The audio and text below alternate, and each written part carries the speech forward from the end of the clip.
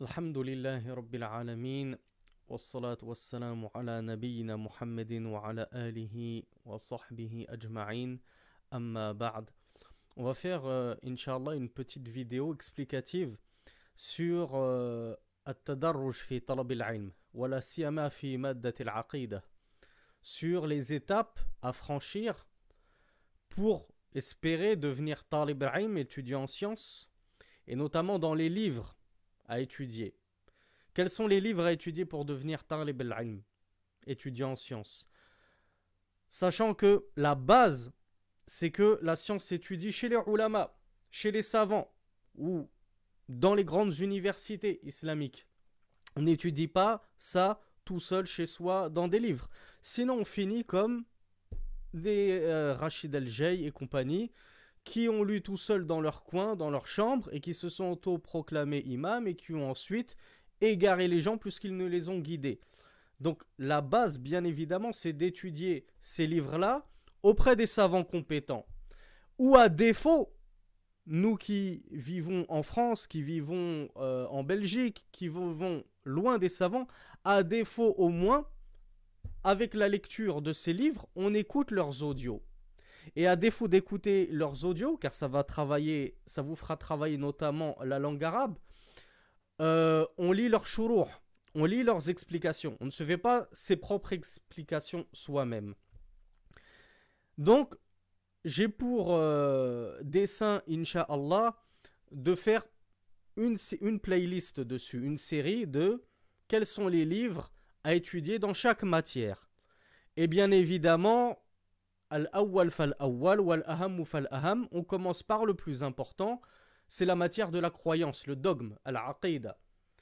Donc le premier livre par lequel il est bon de commencer, alors ce que je vous donne bien évidemment, c'est un tartib, c'est une organisation que moi je propose à ma modeste échelle à ceux qui me suivent. Moi je la tiens de plusieurs savants, c'est-à-dire que j'ai fait une compilation dans ma jeunesse lorsque j'ai commencé le talab al-ilm il y a plus de presque 15 ans maintenant. Je me suis beaucoup attelé à suivre les programmes des savants. Quel est le programme de Cheikh Ibn Uthaymin? Comment il conseille de faire le talab al-ilm? Comment conseille de faire le talab al-ilm Cheikh Salih al-Sheikh? Comment Cheikh Mohamed Bazmo lui conseille de faire? Comment Cheikh Rabi' conseille de faire? Comment Cheikh Fawzan conseille de faire? Bien évidemment, chaque savant a ses petits livres de prédilection et a un ordre particulier.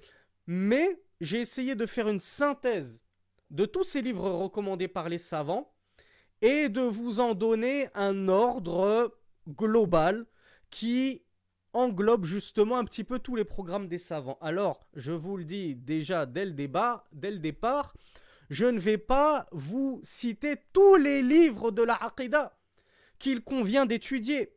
Là, le but du jeu, c'est, dans une vidéo de 10-15 minutes, Inch'Allah, essayer de vous donner les titres principaux, les principaux livres. Une fois que vous aurez déjà étudié tout ça, ensuite, n'hésitez pas à élargir vos connaissances. N'hésitez pas à pousser l'étude, à pousser la réflexion, à pousser l'apprentissage encore plus loin. Vous vous doutez bien, je ne sais pas si on le voit ici à la caméra, on le verra sur YouTube, mais pas sur Instagram. Toute cette étagère-là, vous voyez, toute cette étagère que je pointe du doigt, c'est juste des livres dans la Aqidah. Tout ça, c'est la Aqidah. Vous imaginez si je devais vous faire une description de tous ces livres. Donc là, on va essayer d'en sélectionner une grosse dizaine. Et croyez-moi, si déjà vous arrivez à les maîtriser, si déjà vous arrivez juste à les lire, ce serait déjà énorme. Si ensuite vous les maîtrisez, Allahumma barik, c'est que vous aurez déjà un certain niveau. Si vous les avez maîtrisés, c'est-à-dire que vous les avez compris à la lumière des explications des savants. Et lorsque vous les maîtriserez, Inch'Allah, n'hésitez pas à revenir me voir ou revenir voir les savants pour leur dire, voilà, j'ai atteint tel niveau, j'en suis par exemple à Sullam al-Wusul, qu'est-ce que vous me conseillez d'étudier après? Donc, entrons dans le vif du sujet. Le premier livre que tout le monde conseille dans la Aqidah, bien évidemment après le Coran. Il n'y a pas mieux que le Coran. Il n'y a pas de meilleur livre que le Coran. Pourquoi? Parce que le Coran, c'est la parole d'Allah Azza wa Jal. C'est la parole d'Allah Azza wa Jal. Il n'y a pas plus percutant en termes de hujjaj, en termes d'arguments, que le Coran. Donc, déjà, si vous n'avez jamais lu le Coran, nous vous disons, stoppez tous les livres qui sont sur votre table de chevet, mettez-les en pause et lisez le Coran. Ramadan approche, c'est dans même pas 3 mois. Inch'Allah, ceux qui n'ont jamais lu le Coran de leur vie en entier, c'est maintenant ou jamais. C'est la première des choses à faire, bien évidemment si possible, en langue arabe. Mais si ce n'est pas possible, au moins en français. Mais de A à Z, de Surat al-Fatiha jusqu'à Surat al-Nas, en entier. Ensuite, lorsque vous aurez lu tout le Coran et vous verrez que ça vous aura donné une très bonne base, même dans la aqidah, même dans la croyance, je dis même, mais plutôt ça vous aura donné, surtout dans la croyance, une énorme base, le Coran. Tout le Coran n'est que du tawhid. Tawhid al-Rububiyya, Tawhid al-Uluhiyya, Tawhid al-Asma wa Sifat, on trouve tout ça dans le Coran, détaillé de la plus magnifique des manières, puisque c'est la parole d'Allah subhanahu wa ta'ala. Une fois que vous avez fait ça, bien sûr, les savants vont vous dire, on étudie par exemple Arba'in al-Nawawiyya, etc., etc. Là, on a dit qu'on va se cantonner à la Aqidah. Donc, dans la matière Aqidah, quel est le premier livre que j'étudie et qu'il est bon d'étudier? C'est Sharh Thalathat al-Usul.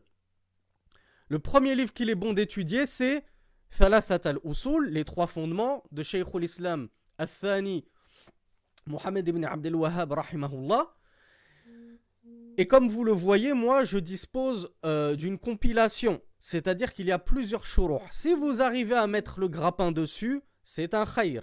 Si vous ne pouvez vous permettre, parce que vous n'avez pas les moyens ou que vous ne trouvez pas cette compilation, parce que c'est une maison d'édition égyptienne, Dar ibn Hazm, mais version égyptienne, puisqu'il y a une Dar ibn Hazm libanaise, vous avez le choix entre l'explication de Cheikh Mohammed ibn Uthaymin, Mohammed ibn Salih al-Uthaymin, vous avez l'explication de Cheikh Al-Fawzan, vous avez l'explication de Cheikh Salih al-Sheikh, vous avez bien évidemment l'explication de Cheikh Ibn Baz qui a enseigné quasiment tous les livres dans la Aqidah.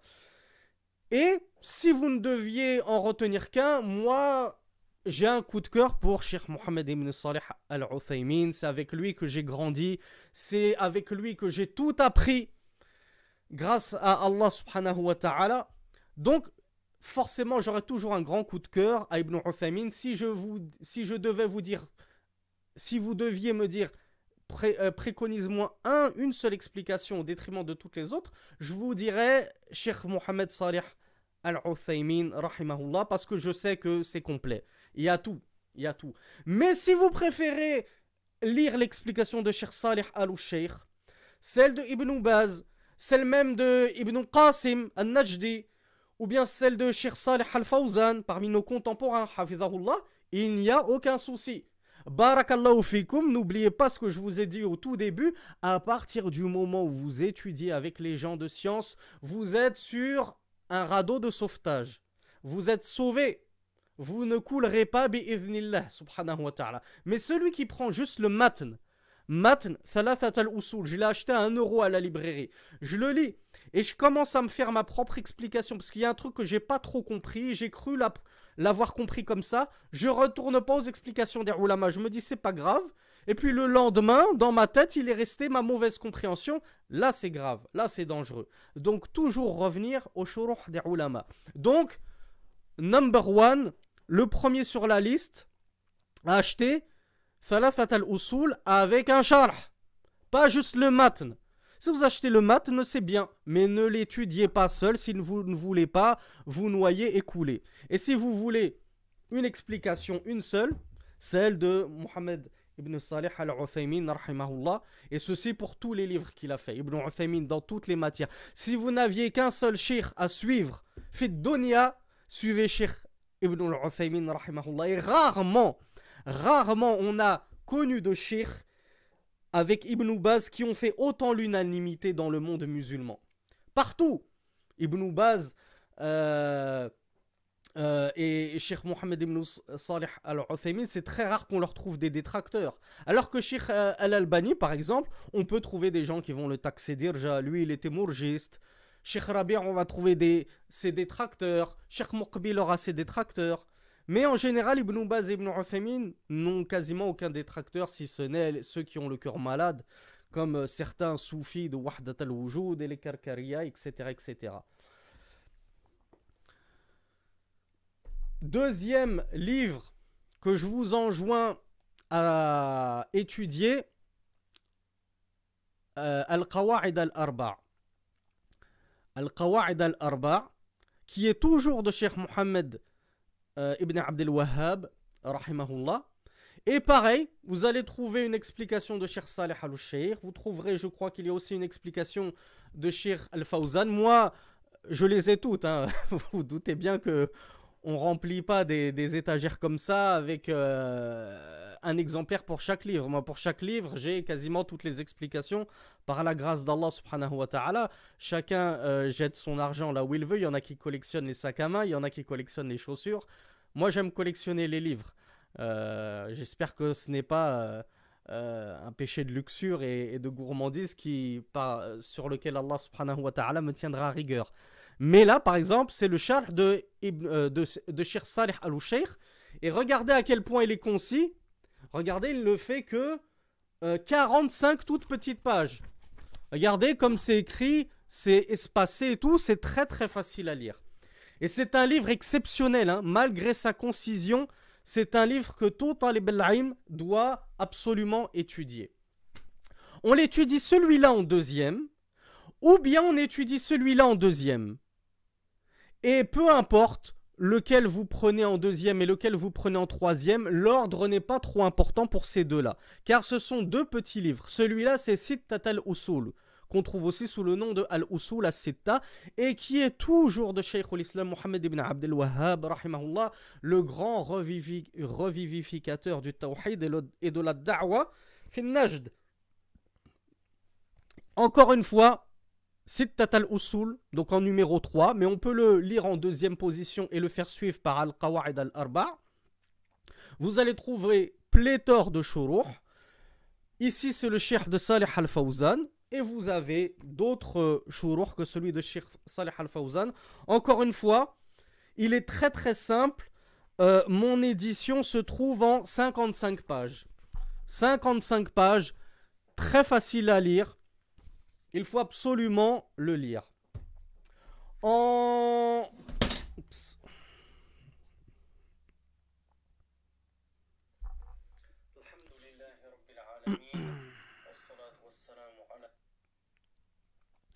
Je m'excuse parce que je suis sur Instagram en même temps. Alors je vais faire une toute petite pause le temps de relancer la vidéo si c'est possible.